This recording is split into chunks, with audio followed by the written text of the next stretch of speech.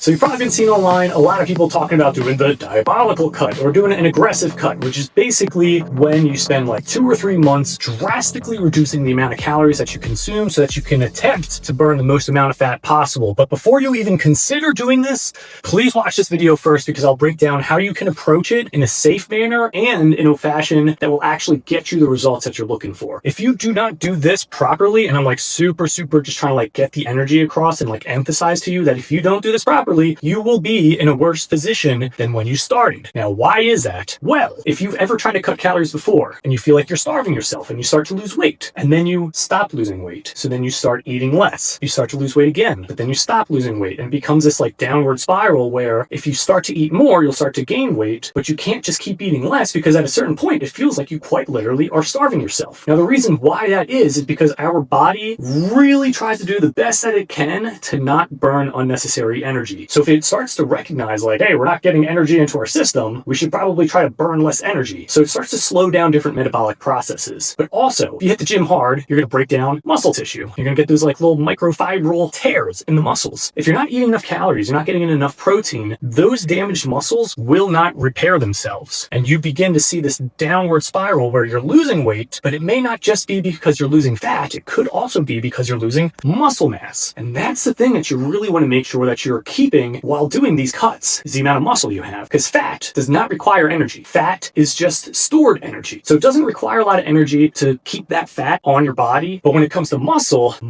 requires a lot of energy. The more muscle you have, the more calories your body's going to be burning naturally just to keep that muscle. That's why bodybuilders have to eat like 6,000 calories in order to just stay where they're at with their muscle. Because it's kind of like a car with a huge engine. It's going to use a lot of fuel. So if you do these cuts and you don't do it the right way, sure, you might lose some fat, but then you're going to lose muscle. And that means you're permanently lowering your metabolism. And I only say permanently because if you don't rebuild that muscle, you now are setting a lower baseline for the amount of calories you need to stay below in order to continue to burn fat. So that's kind of like the disclaimer there of like why you got to be careful with this. There's also like a plethora of other things that come when you try to do cuts. Like you're gonna have low energy. You're not gonna really want to go out. You're probably gonna be very irritable. You're not gonna get the best amount of sleep. Your focus probably isn't gonna be all there. However, if you do approach this the right way, you can still sustain a very high amount of energy. You actually might notice that you begin to get more energy. Like when I'm working with clients to have them drop fat, they're losing the weight, they're in a deficit, but then they have more energy. And because they have more energy, they're burning more calories, which further helps them to burn more fat. Now, how can you go about doing this diabolical or aggressive cut in a sustainable way? Well, I like to follow a very simple formula here. I used to do the Harris-Benedict equation, where you find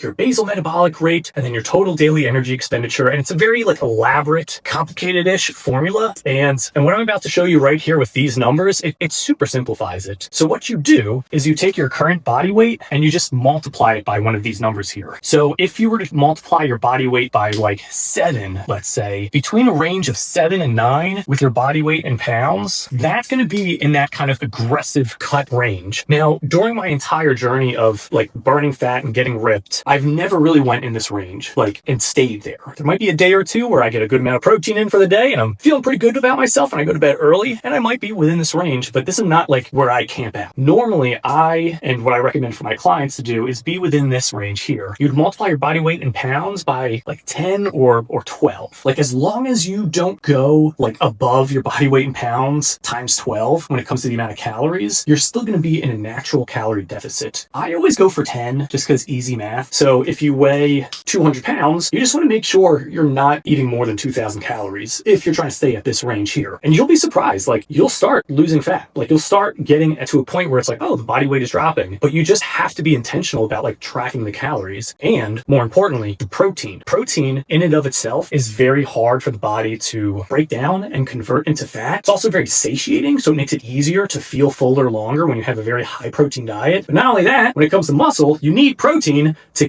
keep the muscle you have, but then also grow more muscle. There's been studies that have shown by people simply just increasing the amount of protein that they eat, they grow more muscle. These people didn't even do anything different with their daily activities of living. They just ate more protein and they grew more muscle, which is awesome. So if you eat the right amount of protein and you stay within this calorie range, you'll start to see some amazing benefits. But how much protein should you eat? I normally do this. I do 1.2 times height in centimeters. This is going to be the amount of protein that you want to aim for. And time again, when I do this number, people are are always like, Alec, that's a lot of protein, or Alec, that's too much protein. No, it's not. It's not either of those things. What it is, it's just more protein than what you're used to. So if you're cutting, like, you really do want to make sure that you are getting in the right amount of protein. It's going to drastically reduce the risk of losing more muscle, which means that you get to keep that high metabolism. And then plus, when you're losing all that fat, the more muscle you got under the fat, the better you're going to look. So if you are going to consider doing a diabolical or an aggressive cut, you know, something within this range of like your body weight times 7, 8, or 9, really like make sure that like you're getting in the right amount of protein. That's going to be a big thing. And then when it comes to your workouts, like it's going to be just a maintenance level style of working out. You're not going to be pushing for new PRs, like personal, like best reps ever. And you're really also not going to be focusing on like building muscle during that time. Like if you are in a cut, like fully devote to doing the cut. Lift some weights to get like a little muscle pump going, just to remind the muscles like, hey, we still need you. But when you're working out, it's going to be just to like get the blood pumping, get the heart moving, just to burn a little bit of those extra calories. So if you're doing a combination of staying in the deficit and then you go to the gym and you burn like 300 calories, like after 10 days, you would have burned 3,000 calories, which is almost like a pound of fat's worth of calories being burned. And then by being in this deficit as well, it's like, that's a crazy arrow. There we go.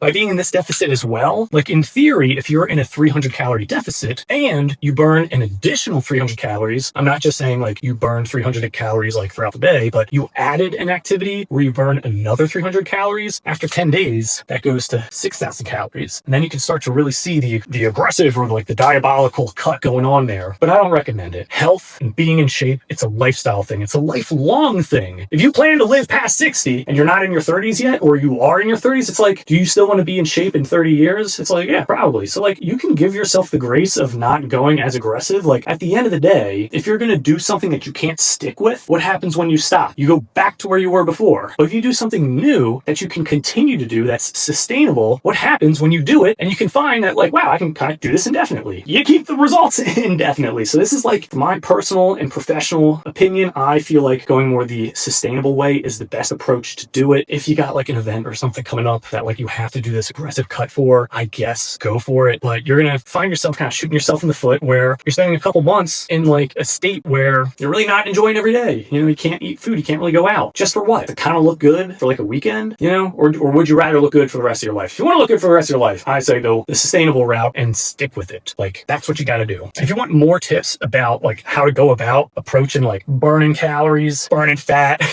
and getting ripped and in shape, subscribe to this channel. I've got full-length videos going more in depth on these topics. And let's say you actually do want to build a little bit of muscle. I've got full-length videos talking about that as well. So make sure you hit subscribe, show that support. If you got questions, comment them down below. I will read them and I will answer them. Challenge me on that one. So thank you so much for watching. And yeah, look forward to seeing you in the next video. Peace.